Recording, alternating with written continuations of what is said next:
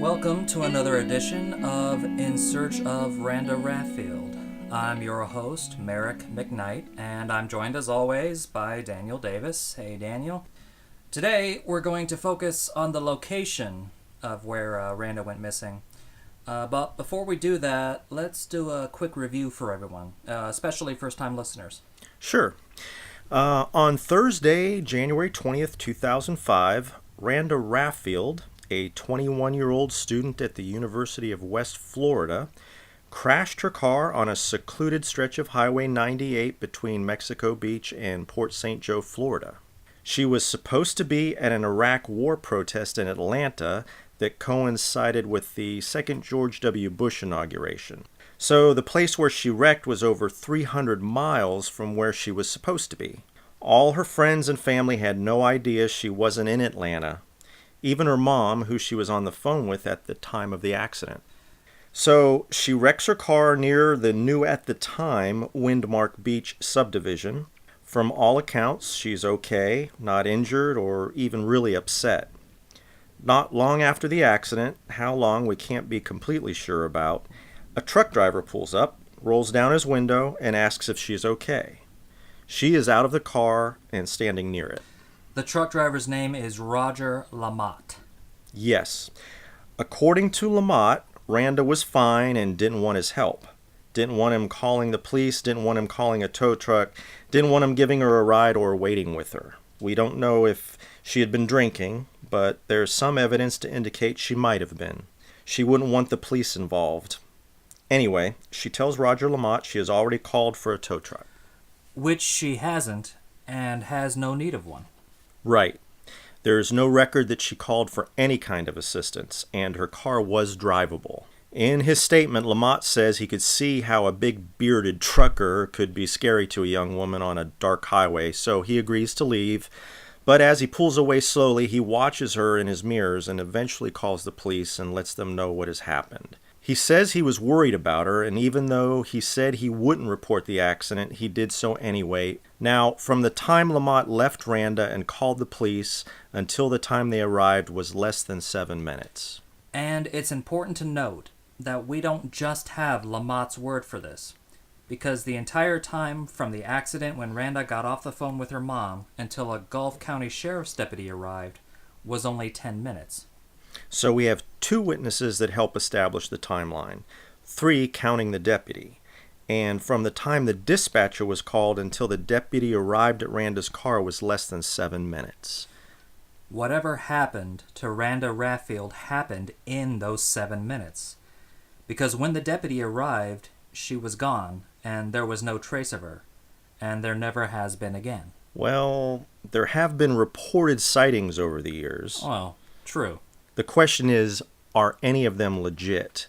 We have no confirmed sightings of Randa. Like the guy who swears she's a Vegas showgirl now? Or the woman who said she saw Randa performing in a circus in Ohio? Or the Russian TV producer who says she's living in Russia and that he's got footage of her that he's soon going to reveal to the world. Yeah, like those. Of course, there are more credible reports than those, but none have been verified or, more importantly, produced Randa Raffield. One final thing we should say in this recap is that the deputy found the business card of a tow truck operator slipped into the driver's side window. The man, a Donald Wynn, says in his statement to the police that he wasn't called by anyone, that he happened to be passing by, saw the car, stopped, didn't see anyone, then left his card in case the driver came back and needed help.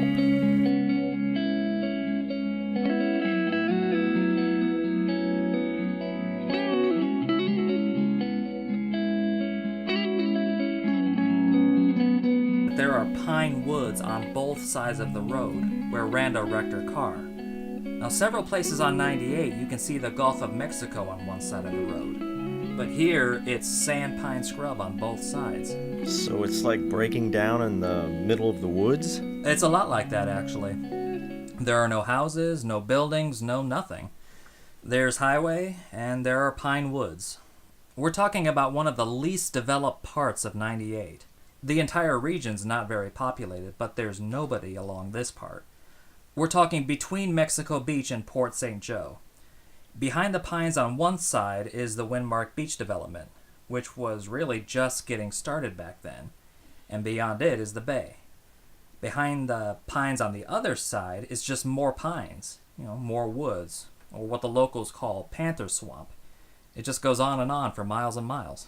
So, the initial investigation was fraught with, well, the first deputy on the scene didn't do much. We should say his name is Ty McCann. He thought someone had just left their car on the side of the road, either that it was broken down or the driver was drunk and left the scene to avoid getting a DUI. And these were reasonable assumptions. Yeah, it's easy to look back now and point out all he did wrong, but... I want to address something right here before we go on. There are theories floating out there that say Deputy McCann took Randa. Mm-hmm. But there's not a single piece of evidence that suggests anything like that. And this is the point I want to make. A theory with not a single shred of evidence, with nothing behind it to even suggest it could at least be a possibility, is useless. It's juvenile and silly. Yeah, I agree. It's like saying Bigfoot took her or that she spontaneously combusted. Yeah. Both of which are actual theories with apologists online. Mm-hmm. The point is, you can say anything, but we're not going to give any credence to the outlandish and fanciful if they have no evidence supporting them. If there's evidence that Deputy McCann had anything to do with Randa's disappearance, then we'll look at it. But we're not going to accuse him or speculate about him just because he was the first officer on the scene. Right. Okay, so back to the initial investigation. All right. Deputy McCann thought it was just a parked car. He did a search around the area, saw no sign of the driver or anyone else, no sign of foul play. So he has the car towed, and that's really about it until 2 days later when her family reports her missing and everybody begins to question why she was 300 miles from where she was supposed to be. What we're saying is the investigation started 2 days late. Once it started, it seems as though it was thorough and sound, but losing 2 entire days... Yeah, it's kind of hard to overcome that kind of deficit. Now, the cops went back to the area, turned it into a crime scene. There was a massive search for Randa.